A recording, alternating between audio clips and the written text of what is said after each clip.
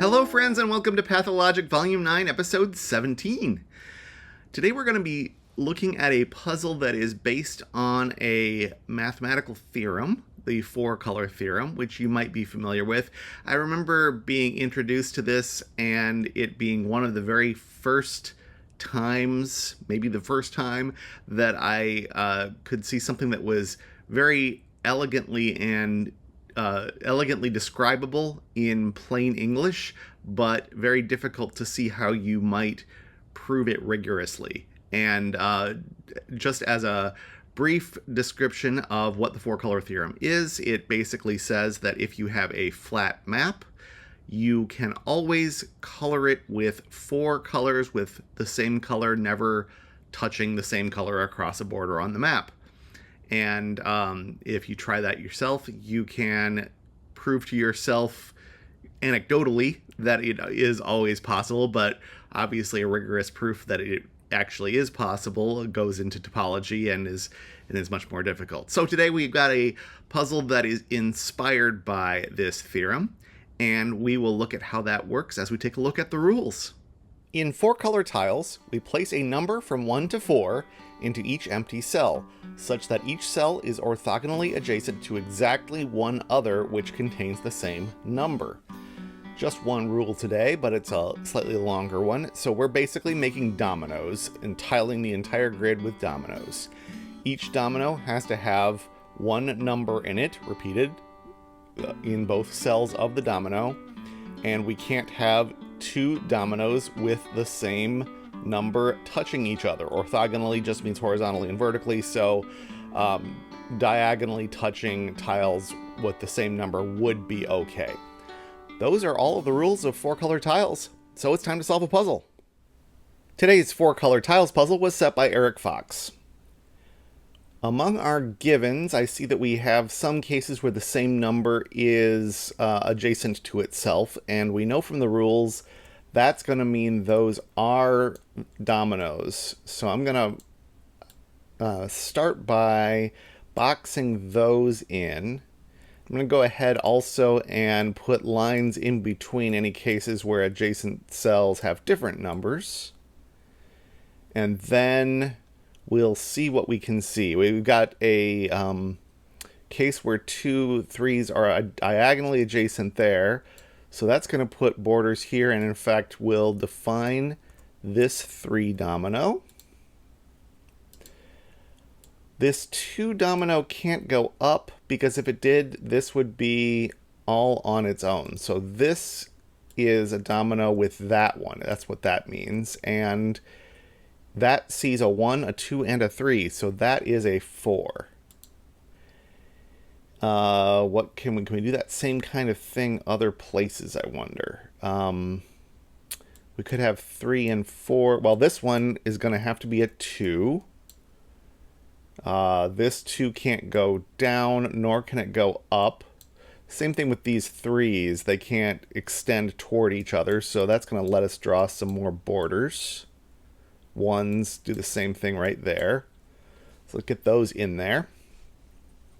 Let's see, this 3 could go left. We fit a domino there. It's not going to go left. Okay, I can tell you, I'm not going to use this, but I know that this 3 doesn't go left, because if it did, we'd be left with a domino here that could either be a 2 or a 4.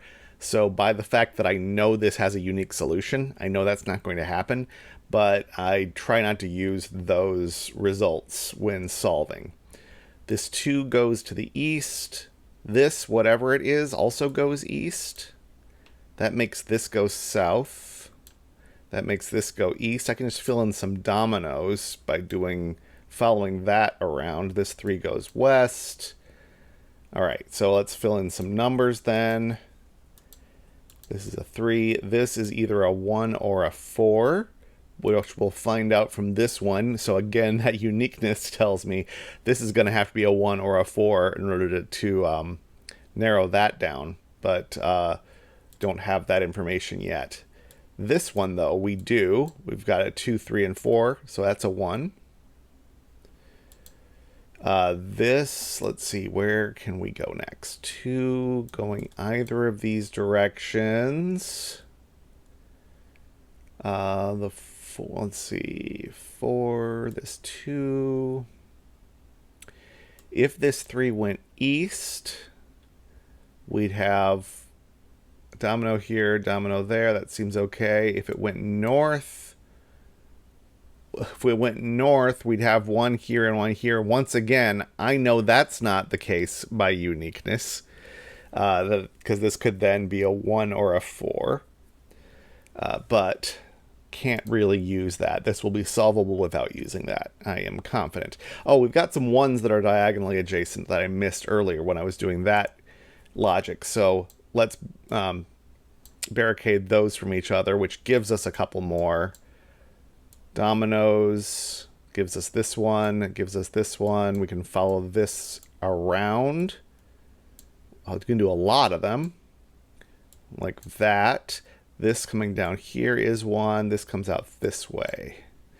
That gave us a lot. So let's fill in some numbers that are given by that and see what is restricted. This one sees a 1, 2, and a 3. This sees a 1, 3, and a 4. This sees a 1, 2, and a 3. This sees 1, 2, 4. So this doesn't go north anymore. And it has to go over this way. This has to be a domino this direction. So that's a 1, that's a 3. Sees a 1 and a 3 and a 4, so it's a 2. Great. These all are, see, 2 and 3, 2 and 3, 2 and 3. So it's going to be this that's going to tell us the disposition of all of those. This cell. All right, well, this 4 can't go east. That's the important bit there because that gives us this domino. So this is a 2. This cell, if this is not part of the 4, then it would see a 1, 2, and 4. So it's a 3. It would extend here and it would see another 3. So this is part of that 4. Can we do that kind of thing again? If this goes this way, if this were a domino, then it would be a 1. Is that bad for any reason? No. If this were a domino, then it would be a 2. Ah, there we go. If this were a domino going up like that, then it has to be a 2 because it sees a 1, 3, and a 4.